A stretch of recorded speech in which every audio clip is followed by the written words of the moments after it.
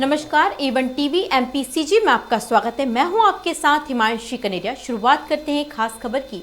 मुगवानी ही नहीं बल्कि पूरे नरसिंहपुर जिले में सूदखोरी का व्यापार बड़े स्तर पर फल फूल रहा है। पूर्व में भी नरसिंहपुर में डॉक्टर सिद्धार्थ तिगनाथ भी इसी सूदखोरी में फंसकर अपनी जान गंवा चुके हैं। आपको जानकर हैरानी होगी कि रकम के ब्याज की राशि दोगुनी कर जबरदस्ती वसूलने का आरोप परिजनों ने रंजीत पटेल पर लगाया है। नतीजा कि नूतन को ब्याज की राशि अपनी जान देकर चुकानी पड़ी। परिजनों ने नूतन गुप्ता की लेन देन वाली डायरी के बारे में बताया, जिसमें रंजीत पटेल ने पन्ने पर रंजीत पटेल द्वारा ही 4% ब्याज की बात लिखी गई थी और ज़्यादा ब्याज मांगने के कारण ही नूतन की मौत हुई है। हालांकि परिजनों के आरोप के बाद पुलिस ने मामला संज्ञान में लेते हुए कहा है कि मामले की सूक्ष्मता से जांच की जाएगी। नरसिंहपुर से धर्मेंद्र लोधी की रिपोर्ट।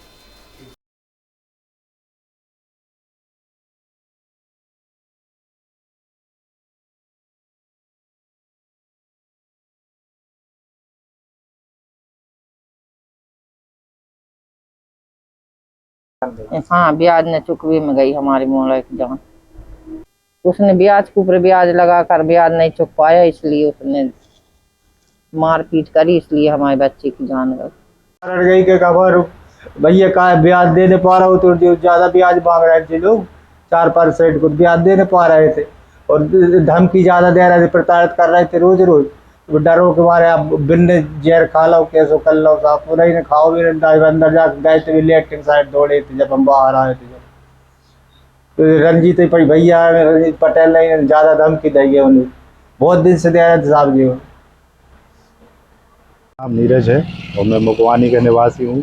14 तारीख को मैं और भूपेन भैया यहाँ मॉर्निंग टाइम में वॉक कर रहे थे, तो अचानक से हम लोग लौट रहे थे तो देखा रूप कमल भैया के घर पे रंजीत पटेल और उनके 3-4 साथी यहीं उनके घर के सामने थे। तो रंजीत पटेल उनके घर के अंदर घुसे हुआ था। अचानक से वो दौड़ता हुआ निकला और अपने साथियों से बोला कि अरे चलो यार इधर से, तो उनको तो उल्टी हो रही है। तो अचानक वो लोग बैठे गाड़ी में और चले गए। मेरा नाम भूपेन पटेल है, मैं यहीं मुगवानी में रहता हूँ। नूतन भैया गुप्ता जी के बाजू और उनका पड़ोसी हूँ। तो मैं और नीरज भैया हम लोग रोज़ सुबह मॉर्निंग में घूमने निकलते हैं। तो जब लौट के आ रहे थे तो मैंने देखा कि नूतन भैया के घर में कुछ लोग अंदर गए हैं, कुछ गाली गलौज जैसी कुछ आवाज़ें आ रही थी। तो हम लोग खड़े होकर देखने लगे। तो थोड़ी देर देखने के बाद थोड़ी देर बाद रंजीत भैया देवनगर वाले, मैं उनको पहचानता हूँ, और उनके साथ 2-3 लोग अपने नूतन भैया के घर से बाहर निकल रहे थे। तो हम लोग वहाँ से खड़े होकर देखने लगे। फिर कुछ देर बाद देखा कि नूतन भैया भी बाहर निकले और उनको उल्टियाँ हो रही थी। उनके बड़े भैया भी आए थे। तो हम लोग आके देखा तो कुछ ऐसी स्मेल आ रही थी कि जहर जैसी। तो उनके बड़े भैया ने फिर एम्बुलेंस को फ़ोन किया। फिर हम लोगों ने उनको एम्बुलेंस में बिठलवा दिया और वो निकल गए फिर वो अस्पताल के लिए जी। रंजीत भैया देवनगर के हैं और बड़े लोगों में गिनती आती है उनकी, तो सभी जानते हैं उनको। एक बार मैं नूतन भैया के थोड़ी अच्छे संबंध थे मेरे, तो मैं उनके ऑफिस में बैठा था। तो एक बार रंजीत भैया आए थे लगभग फरवरी स्टार्टिंग में। तो उनका कुछ पुराना लेन देन था, तो उनका लेन देन हो रहा था, तो मैं ऐसे साइड में बैठा था जी। तो उनको कुछ % ब्याज वाली बात हो रही थी, कुछ हिसाब किताब हुआ था। तो जब फाइनल हिसाब होने के बाद कुछ % 4% की बात चल रही थी। तो मैं बस यही मेरे को जानकारी है। जहाँ तक मुझे जानकारी है कि नूतन भैया और रंजीत भैया से ब्याज पे कुछ लेन देन करते रहते थे। मैं रूप कमल गुप्ता मुगवानी से, मेरा छोटा भाई नूतन कुमार गुप्ता, दोनों हम लोग धंधा करते थे गल्ले का साथ में। तो हम लोग ब्याज पर पैसा लेते थे और फिर धंधा करते थे। तो यहाँ पर हम रंजीत पटेल देवनगर वालों से भी ब्याज पर पैसा लेते थे। उनका पैसा हमारे ऊपर 7,41,000 कुछ रुपए था। तो उसका हम लोग 30,000 रुपये महीना ब्याज देते थे। तो 2% में ब्याज चलता था उनका पहले। तो अपना फरवरी में अपना हिसाब उनसे क्लियर हुआ। तो वो बोलने लगे कि अब हम भैया 2% में आप पैसा नहीं दे रहे, आप 4% में हो तो ठीक है, नहीं तो हमारा पूरा पैसा आप वापस कर दो। तो उनके ये पैसा तो नहीं है यार हमारे पास, भैया आप 4 ही लगा लो यार। तो उन्होंने कही ठीक है 4 लगा लो, तो वैसे ही मान गए। फिर अचानक क्या हुआ कि वही 13 तारीख में 13 जून में हमने गल्ला दूसरों का लिया और उसको हम बेचने आधे गांव गए। तो उनको कहीं से पता चल गया कि ये गल्ला बेच के आधे गांव से आए हैं।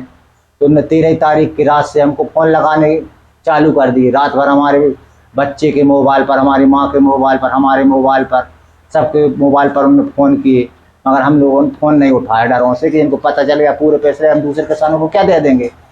तो ये 14 तारीख को सवेरे बिल्कुल 5 बजे, 5:30 बजे, 6 बजे के लगभग हम लोग सोए थे, जब ही आ गए ये।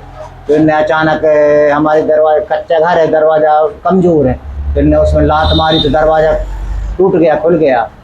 तो ये अंदर घुस गया और गाली गलौज करने लगे, साले तुम कल गल्ला बेच के आ गए, माता चोर हमको पैसे नहीं दे रहे थे। तो हमने कहा भैया जी पैसा आपको भी देंगे, अभी थोड़ी थोड़ी हम किसानों को चुका लेने दो। तो जी बिल्कुल नहीं माने, तो कहीं आप हमको पूरे पैसे दो।